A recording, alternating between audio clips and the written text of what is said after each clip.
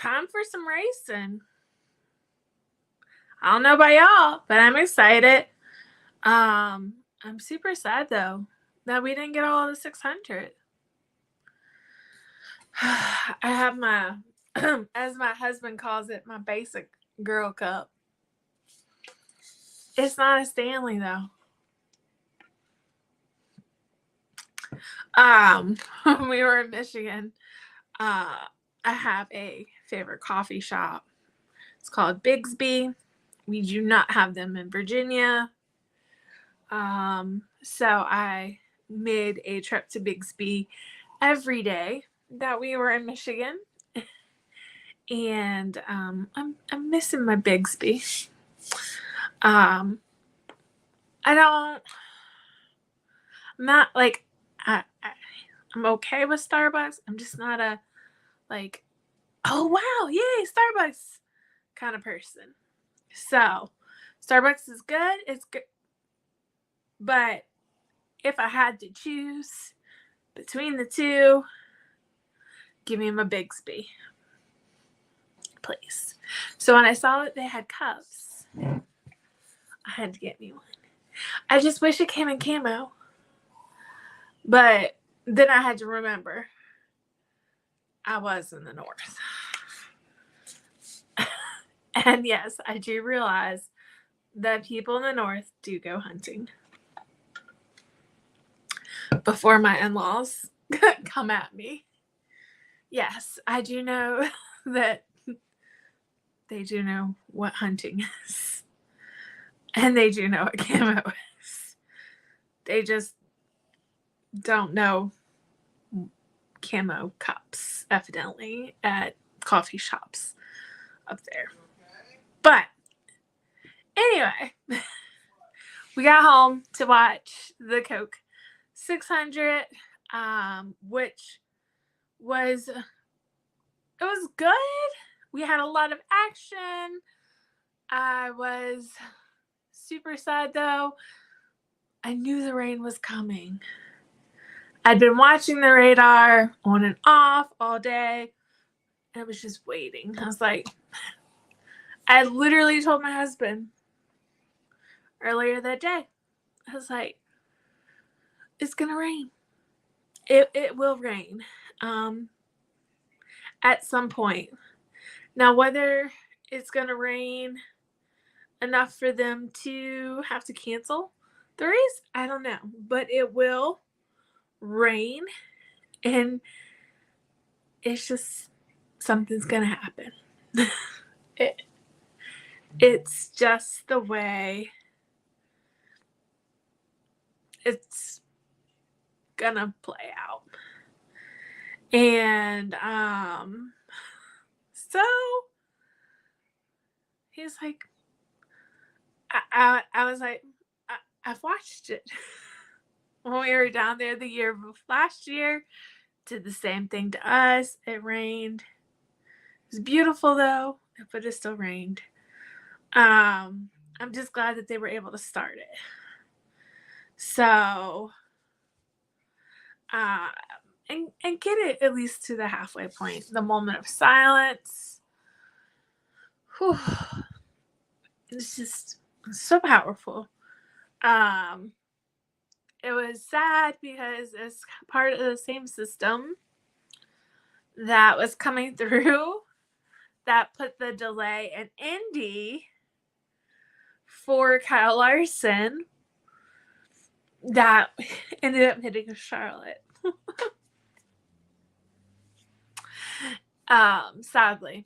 And so, as you know, Kyle Larson has made the trek from the Indy 500 after its delay into the airport there, then gets a helicopter from the airport from Concord to the track. It's like, oh, I'm here, I'm ready. You know, we can change drivers so I can fall to the back. They're like, no, sorry, rain. We're under rain. We don't know what's gonna happen. So I really kind of felt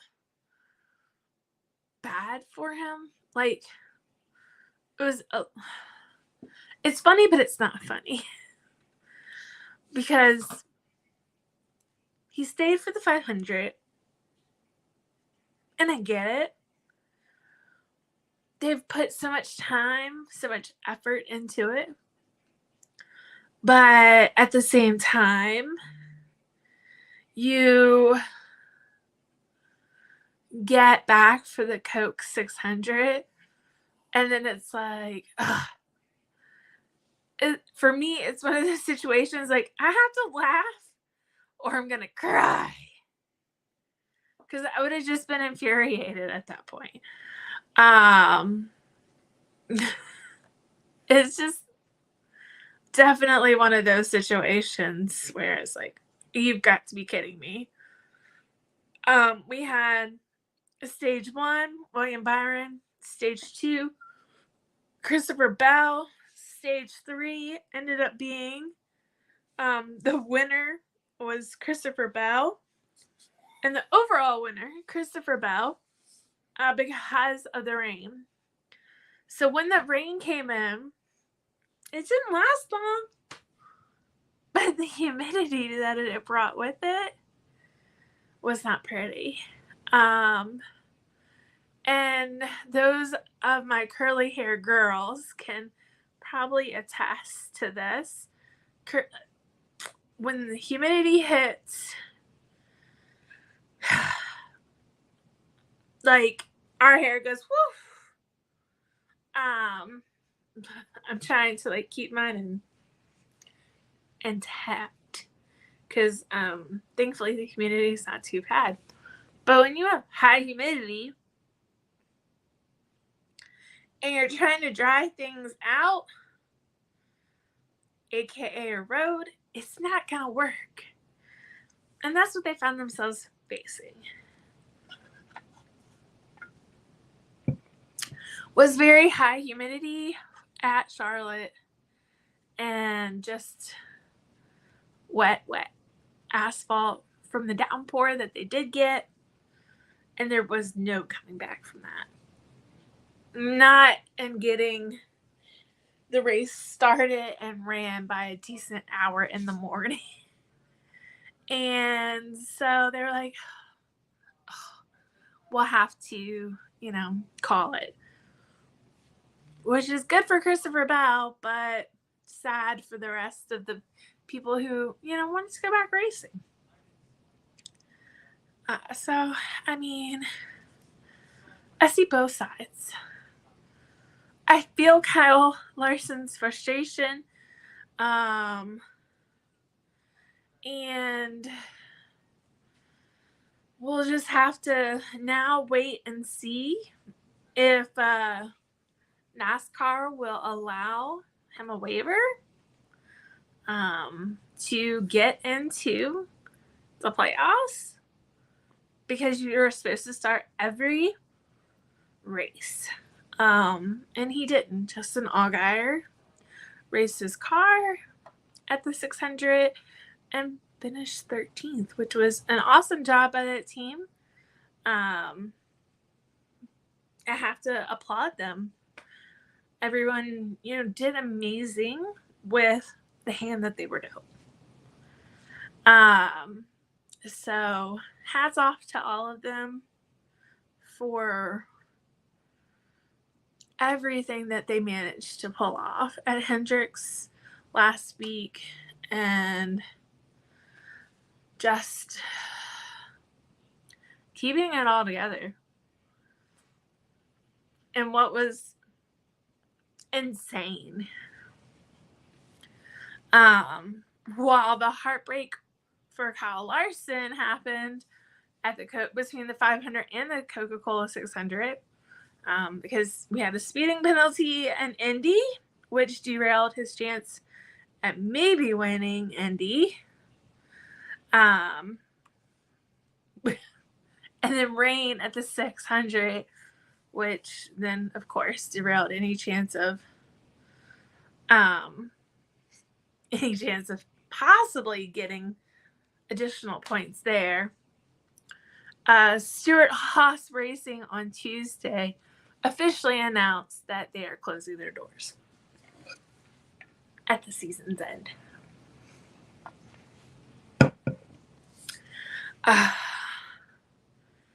The rumor, had been going around different things. And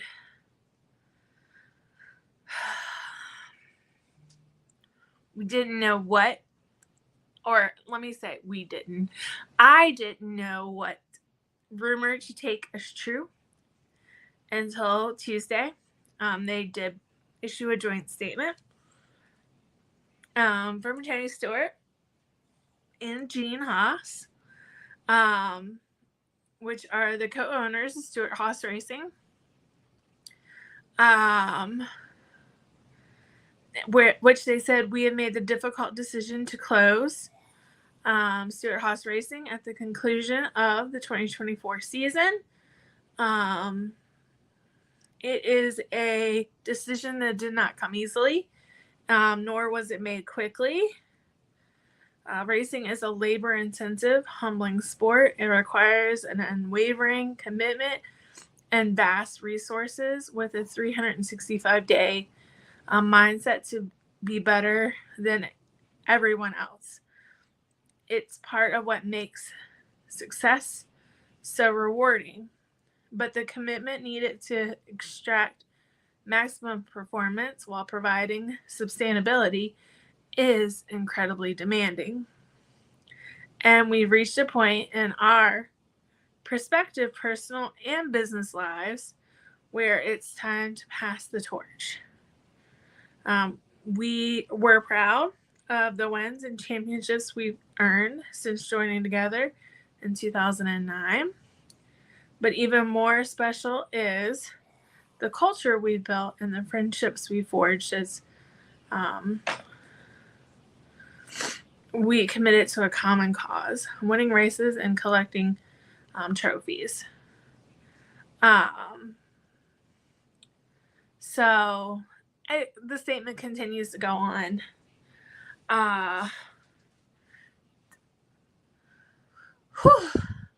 That's rough. They just brought on, 2 drivers, Noah Gragson, Josh Berry. You have Chase Briscoe, who also is getting ready to be a dad of twins. And you have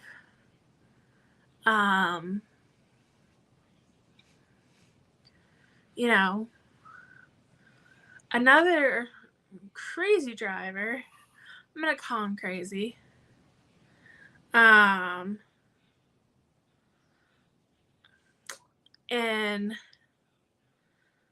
give me 1 second. I want to make sure I pronounce our drivers right, because I'm always getting them mixed up in this case. Ryan Preece. I want to make sure I got it correct. Who went for a crazy ride. So you have 4 drivers that have crew chiefs, 4 drivers who have multiple pit crew, or not multiple, but have pit crew members who have engine crew chiefs, multiple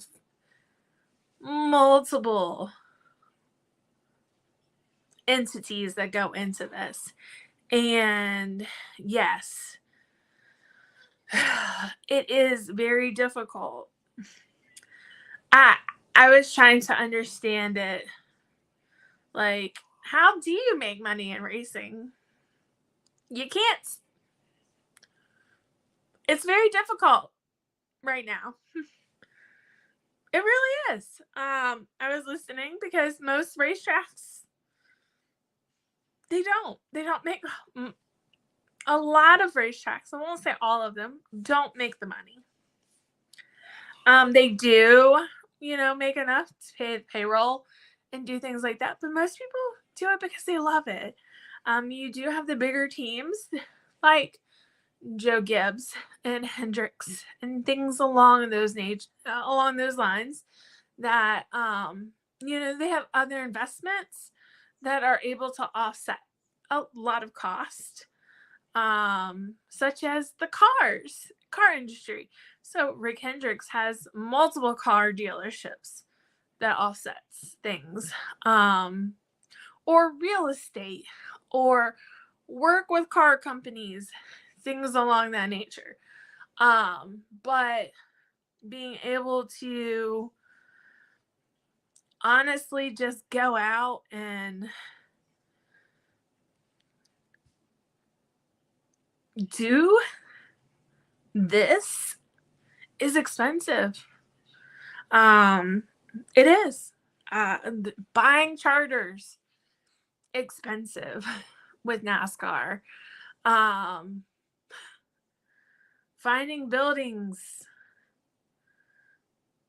expensive. Paying payroll, expensive. All of it. Tires, engines, the whole 9 yards. None of this sport is cheap. Is it wonderful and amazing? Yeah, it is. But it does come with so much more. You have to have a little bit more. You have, like, 23XI has, Michael Jordan and the big name right there. You have to have a little bit more to be able to make it, or make it just so much more. And I was listening to how does this work? And it was just one of those things that I never personally fully put it together when I hear, oh my goodness, what? Because you hear how they talk about the charters and how, owners are complaining. And I never really put it together until now, when it was explained the way, I think somebody on Kenny Wallace explained it. So thank you, Kenny Wallace, for explaining it to me so that I could understand a little bit better on how things worked in that fashion. So I was like, it made more sense in the long run. Because then the next comment was like, somebody made the comment, well, all of a sudden, Front Row Motorsports has money to get a third charter, a third car. How? It all is in the way they are able to do things. Are they leasing buildings versus buying buildings? Are, who's backing? Things along those natures. You have to, there's more to it than sometimes that just meets the eye. And I personally never stopped to look at the business side of it. For me, most of the time it's like the entertainment side, because that's what I'm here to watch NASCAR. I'm here to watch the cars. I'm here to hear them and watch them and smell the gasoline and things along those lines. I'm not here to think about the business aspect of them, even though I have a business management degree. But that makes perfect sense in my business brain, I get it now. So yeah, at the same time that they announced that SHR was closing, they have also announced that Front Row is getting an additional car. So it will be picking up an additional car. for next year. So there are a couple of rumors of who else could potentially take the additional other charters that are available with SHR coming up and saying, hey, we're not going to do business afterwards after this year. It's just a matter of who does. 23XI is one of those members who I've heard in the rumor mill for another car. So we'll have to wait and see who gets the additional charters. Now, we have heard very firmly that Dale Jr. will not be taking a charter for the Cup Series. That was one of the biggest rumors. And one of the things that I was waiting to see, would this happen? Because that was the initial big rumor was that Stewart-Haas would be closing down at the end of the season because their stuff was up for renewal with Ford. That, they would be stepping away. They would not be going on, but that Dale Jr. would be coming in and taking on for a Cup Series. But Dale Jr. Motorsports has clearly said no, they will not be purchasing a charter for the Cup Series.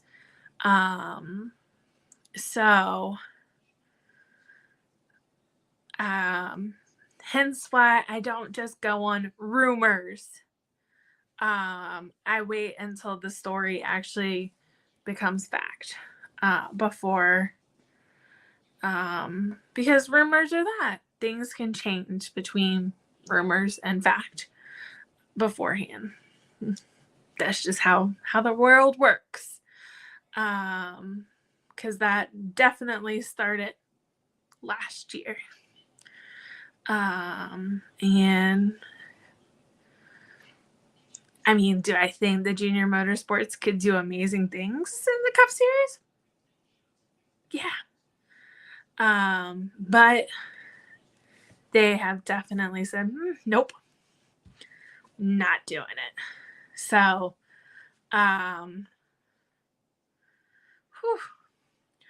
we did only get one major penalty from last week at the 600 overall from the 600 weekend, and that was Austin Hill was penalized for the incident with Cole Custer.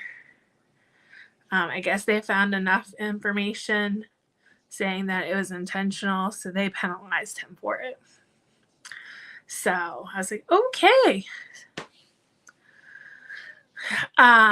This weekend the Cup Series is at the Worldwide Technology Raceway. We are set to go green flag racing at 3:42. The St. Louis Cardinals pitcher, Adam Wainwright. I'm pretty sure I just butchered that, so I'm sorry, Adam. Is set to give that command to fire engines at 3:32. Drivers introductions will be at 2:55. It is 240 laps for 300 miles on the 1.25 mile speedway. Stages are 45 laps. Then the next stage will end at lap 140. And then as long as we don't go into overtime because somebody done something crazy, we should end at lap 240. FS1 will broadcast the race at 3:30. If you want to watch pre-race, that will start at 2.